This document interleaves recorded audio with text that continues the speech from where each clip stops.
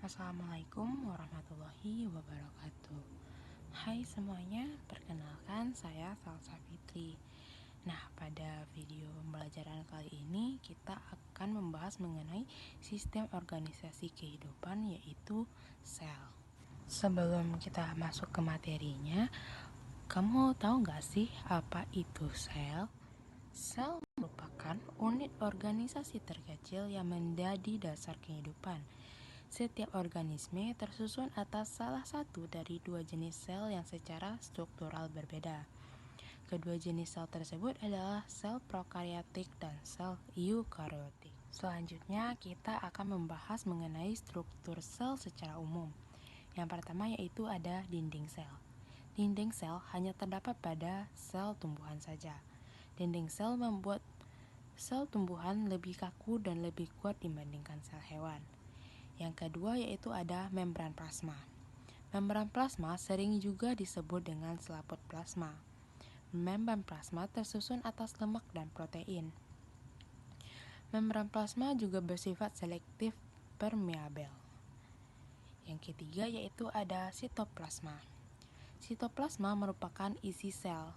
Sitoplasma tersusun atas air dan bahan-bahan kimia yang terlarut seperti karbohidrat, lemak, protein, mineral, dan vitamin. Adapun organel-organel penting dalam sitoplasma yaitu ada membran sel, dinding sel, kloroplas, sitoplasma, mitokondria, membran inti, dan vakuola. Selanjutnya kita akan membahas mengenai perbedaan sel hewan dan sel tumbuhan. Nah, pada gambar di bawah dapat dilihat adanya beberapa perbedaan pada sel hewan dan sel tumbuhan. Yang pertama yaitu ada dinding sel. Sel hewan tidak adanya dinding sel dan sel tumbuhan ada dinding sel. Yang kedua itu ada membran plasma. Sel hewan dan sel tumbuhan sama-sama memiliki membran sel. Selanjutnya itu sitoplasma. Sel hewan dan sel tumbuhan sama-sama juga memiliki sitoplasma. Nah, selanjutnya itu ada nukleus. Pada sel hewan, nukleus ada biasanya di tengah dan merupakan bagian terbesar dari sel hewan. Nukleus pada sel tumbuhan juga ada, tapi berada di tepi sel. Selanjutnya yaitu ada sentriol. Pada sel tumbuhan tidak adanya sentriol, sedangkan pada sel hewan adanya sentriol. Selanjutnya itu ada libosom. Pada sel tumbuhan tidak adanya libosom, sedangkan pada sel hewan adanya libosom.